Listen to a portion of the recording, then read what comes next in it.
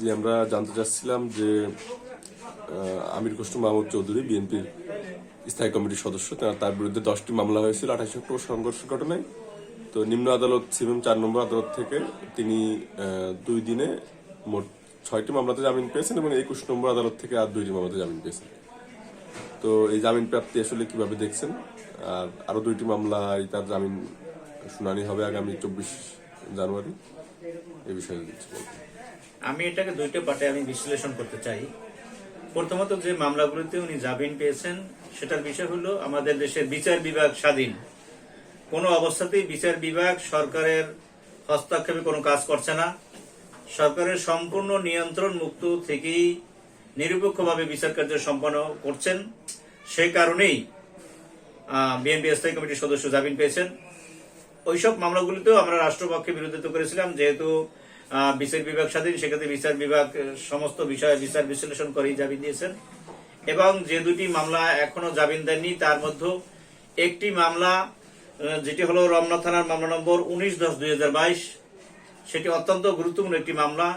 এবং সেই মামলায় আসামি যে অপরাধ করেছেন, আমাদের বাংলাদেশের বিচার বিভাগের প্রাণ মাননীয় প্রধান বিচারপতির বাসভবনে হামলা, অগ্নিসংযোগ, ভাঙচুর, ককটেল বিস্ফোরণ, যানবাহনে ভাঙচুর, জনগণের চলাচলে বিঘ্ন সৃষ্টি সহ বিভিন্ন অপরাধের মূল হোতাই ছিলেন, অন্যতম মূল হোতাই ছিলেন বিএনপির স্থায়ী কমিটির সদস্য আমির খসরু মাহমুদ চৌধুরী।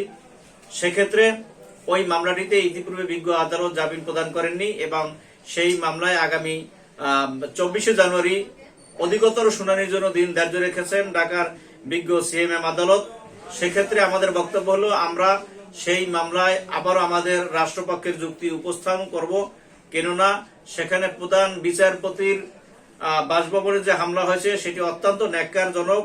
কারণ প্রধান বিচারপতির নেতৃত্বে বাংলাদেশের বিচার ব্যবস্থা পরিচালিত হয় এবং বাংলাদেশের 3টি মেইন অর্গানের মধ্যে অন্যতম প্রধান একটি অর্গান হলো বিচার বিভাগ।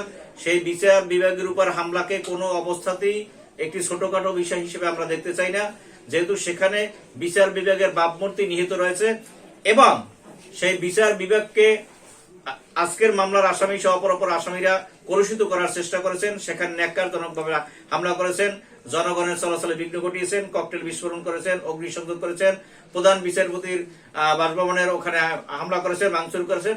সে কারণে আমাদের রাষ্ট্রপক্ষের বক্তব্য থাকবে যে আমরা আগামী 24 তারিখেও আমাদের রাষ্ট্রপক্ষের বক্তব্য আমরা জোরালোভাবে উপস্থাপন করব। এবং আমরা ইতিপূর্বেও লক্ষ্য করেছি যে এই একই মামলায় 19 নম্বর মামলায় বিএনপির মহাসচিব জনাব মির্জা ফখরুল ইসলাম আলমগীর তিনি হাইকোর্টে গিয়েছিলেন। সেই হাইকোর্টও তাকে মহাসচিবকেও জামিন দেননি। সেক্ষেত্রে বুঝতে হবে এই মামলাটি একটি অত্যন্ত গুরুত্বপূর্ণ মামলা। সেই কারণে আমরা আশা করছি যে বিজ্ঞ সিএমএম আদালতও এই মামলায় আসামি আমির খসরু মাহমুদের জামিনের ব্যাপারে অবশ্যই সুচিন্তিত মতামত দেবেন এবং আমরা আমাদের যুক্তি অবশ্যই আমরা জোরালোভাবে উপস্থাপন করব।